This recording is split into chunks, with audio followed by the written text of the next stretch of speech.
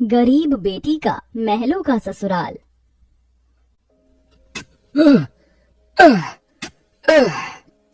तपती धूप में वह गरीब किसान खेतों में फावड़ा चला रहा था। उसके माथे से तर तर पसीना बहे जा रहा था। तभी गंगा गमछा उठाकर पिता का पसीना पोंछती है। बाबा, आपके माथे से कितना पसीना बह रहा है, आप थक भी गए हैं, थोड़ी देर आराम कर लो, फावड़ा मुझे दो। गंगा को खेत में फावड़ा चलाते देख सेवक राम की आंख भर आती है। मेरी गरीब बेटी के जिन हाथों में मेहंदी लगनी थी, उन्हीं नाजुक हाथों से मेरी गंगा सख्त फावड़ा चला रही है।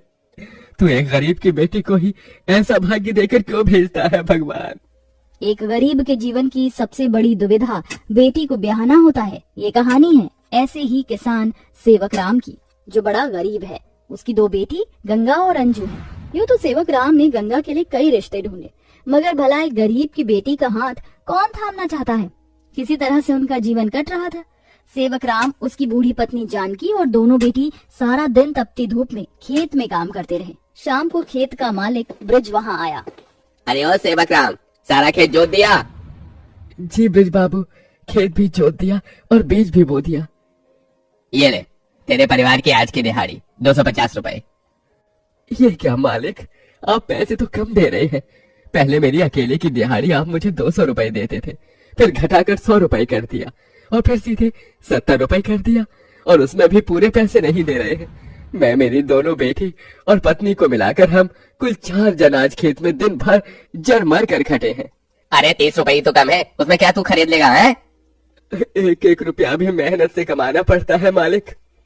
फिर ब्रिज बाकी के 30 रुपए भी सेवक राम को दे देता है, जिसके बाद वह अपनी मढ़ई में आ जाते हैं और गंगा सबको खाना बनाकर खिलाती है और एक फटे गुदरी पर पूरा परिवार जमीन पर लेट जाता है। मगर एक पिता होते हुए सेवक राम चिंता में सो भी नहीं पाता। वह रात भर आंसुओं से बिछौना भिगोता है। अजी, आप अभी तक जाग रहे हैं? जिसके घर में जवान बेटी ब्याहने को हो, वो कैसे सोए? जाने मेरी गरीब बेटी के भाग्य में क्या लिखा है। भगवान ने सभी के घर आंगन में भाग्य जाग रहे हैं, मगर मेरी मढ़ई के आंगन में मंडप कब बनेगा? अजी, तुम चिंता मत करो, भगवान ने कहीं न कहीं जोड़ी बनाई होगी। सेवक राम का यही दुख कम न था। अभी तो और भी कठिनाई आने को थी। अगले दिन जब चारों खेत में पहुंचे कि तभी।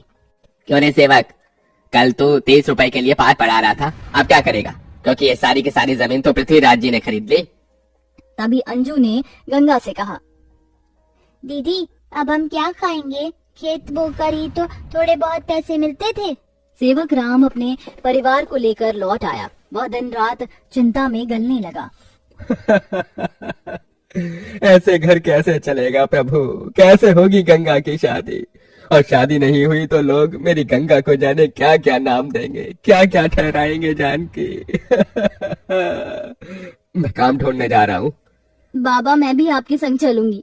दोनों काम ढूंढते एक बड़े से मिल में आए, जहाँ शिव नाम का एक नौजवान गरीब मजदूर भी काम कर रहा था। जहाँ मजदूर राशन की बोरी भरी मालगाड़ी खींच रहे। सेवक राम ने काम मांगा, दोनों को काम मिल गया। गंगा अपने पिता की बराबरी में काम करती। तपती धूप से अक्सर उसके पांव और हाथ में मालगाड़ी खींचने से छाले से पड़ जाते, तो वहीं घर आकर वह अपनी माँ का हाथ बटाती। आप ही अपनी चक्की पीसती, कड़ी धूप में सड़कों से गोबर बीन कर लाती, उपले बनाती। एक दिन मालगाड़ी खींचते वक्त शिव उसकी मदद करता है। काका, क्या मैं आप दोनों के साथ खाना खा सकता हूँ? बड़ी भूख लगी है और मैं खाना भी नहीं लाया। हाँ बेटा, आओ ना। ये कहते हुए गरीब गंगा अपने प्याज और रोटी में से उसे भी देती है और हिचक से भरकर कहती है, माफ कीजिएगा, आपको खिलाने के लिए हमारे पास कोई पूरी पकवान तो नहीं है, जो है यही खा लीजिए। शिव वह रूखा सूखा भी हंसकर खाने लगा। अब अक्सर शिव उनकी मदद कर देता। उसकी अच्छाई गंगा के मन को भाने लगी और एक दिन शिव ने कहा, काका, अगर आप मुझे इस काबिल समझे तो मैं आपकी बेटी का हाथ थामना चाहता हूँ। बेटा, मेरी गरीब बेटी को तुम जैसा मेहनती जीवन साथी मिलेगा। मुझे तुम पसंद हो बेटा। गरीब सेवक राम की दिली इच्छा तो थी कि गंगा को बड़ा और अच्छा घर द्वार मिले, मगर उसके मन में शिव को लेकर भी एक संतोष था। मगर सेवक राम ने जो कभी सोचा भी नहीं था, अगले दिन वो हुआ। कई बड़ी गाड़ियां लाइन से उसके चौखट पर आईं और शगुन से भरी थालियों के साथ शिव अपने परिवार के संग उनके घर आया। उनके महंगे कपड़े लत्ते देख एकदम महलों में रहने वालों से थे। शिव के संग उसके माता पिता पृथ्वीराज, वसुंधरा और बहन योगिता थी। अंजू ने उन्हें देख तपाक से बोला, अरे बाप रे, ये तो राजा महाराजा से लगते हैं। अजी आपने तो कहा था शिव गरीब घर का लड़का है। शिव बेटा, ये सब क्या है? यही मेरी सच्चाई है काका। माफ कीजिएगा, मैं मजदूर या गरीब नहीं था, बल्कि महलों का बेटा हूँ। मगर मुझे एक ऐसा जीवन साथी की खोज थी जो मेरा धन दौलत देखकर मुझे न अपनाए, इसलिए मैं उसे ही ढूंढने के लिए ये जीवन जी रहा था। जिसने मुझे मेरी गरीबी के संग स्वीकारा वो गंगा थी, इसलिए मेरे महलों की दुल्हन गंगा होगी। गंगा बनोगी मेरे महलों की बहू और मेरे बेटे की दुल्हन। अपनी गरीब बेटी के लिए महलों से आया रिश्ता देखकर सेवक राम बड़ा रोया। भगवान, तूने मेरी फटी झोली में इतनी खुशियां डाल दी। मेरी बेटी महलों की दुल्हन बनेगी। हर बाप चाहता है कि वो अपनी बेटी का हाथ जिसके हाथ में दे वो उसे रानी बनाकर रखे, और मेरी बेटी सचमुच में महलों की रानी बनेगी। समझे जी, मंगनी कर ले। मगर इतनी छोटी सी मढ़ई में सब कैसे होगा? ये तो टूटी फूटी है, आप लोगों के खड़े होने लायक भी नहीं है। मगर इस मढ़ई में आप जितने दिलदार लोग रहते हैं तो ये महलों से बढ़कर है। इसके बाद सेवक राम के छोटे से मढ़ई में उसकी गरीब बेटी की मंगनी होती है, जहां और थोड़े दिन के बाद बड़े ही धूमधाम के साथ गंगा की शादी होती है, जहां वह मंडप में मन ही मन कहती है, हे गौरी मैया, आपका धन्यवाद जो आपने मुझको मनचाहा वर दिया। इसके बाद गंगा विदा होकर अपने महलों के ससुराल में आ जाती है, जो दुल्हन के जैसा सजा हुआ होता है, जहाँ कई नौकर चाकर शाही अंदाज में उसके स्वागत में खड़े थे। तभी महंगे से लहंगे में ननद योगिता ने कहा, आइए भाभी, आपके महलों के ससुराल में आपका स्वागत है। जैसे ही योगिता गाड़ी से उतरती है, तभी नौकर चाकर थाली में फूल लिए खड़े उसके स्वागत में फूल बिछाए जाते हैं। जहाँ कल तक उसके पाँव को कांटों की चुभन मिली थी, आज वह महल की दुल्हन बनकर फूलों में बदल चुके थे। जहाँ महल के द्वार पर सास वसुंधरा ने स्वागत किया, आओ हमारे महलों की दुल्हन, तुम्हारा स्वागत है। इस सोने की कलश को अपने दाहिने पांव से गिराकर अंदर आ जाओ। जी माँ। गंगा ने कलश गिराकर स्वागत किया। तभी ससुराल वालों ने उसे अनेकों तोहफे दिए। गंगा बहू, ये हार पिछले कई पुश्तों से हमारे महल में चला आ रहा है, अब तुम इसकी हकदार हो। भाभी, ये तोहफा मेरी तरफ से और ये तोहफा मेरी ओर से बहू। गीता दे रही हूँ, मैं जानती हूँ तुम इस महल का मान बढ़ाओगी। गंगा ने गीता को माथे से लगाया और फिर सास ससुर का आशीर्वाद लिया।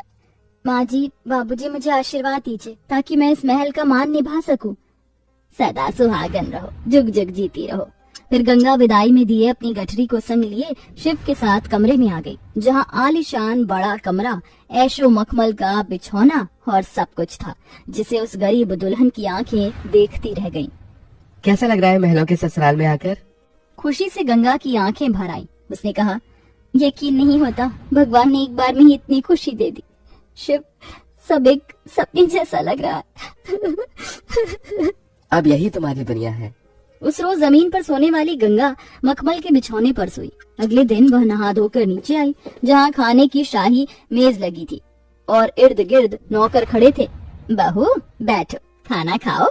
तभी नौकर ने गंगा को खाना परोसा। एक निवाला खाते ही गंगा को अपनी संघर्ष भरी जिंदगी और याद आ गई। उसकी आंखों से आंसू छलक गए। क्या हुआ गंगा बहू, खाना अच्छा नहीं बना? नहीं माँ जी, बहुत अच्छा बना है, बस ये सब खाने की तो एक गरीब की ख्वाहिश होती है। मैं बहुत खुश हूँ, बस चाहती हूँ कि हर लड़की को उसके सपनों का ससुराल मिले, जैसे मुझे मिला। थोड़े दिन में गंगा अपने महलों के ससुराल में सुखी से रहने लगी। किसी गरीब की बेटी को चुनकर हम भी ये पुण्य कमा सकते हैं।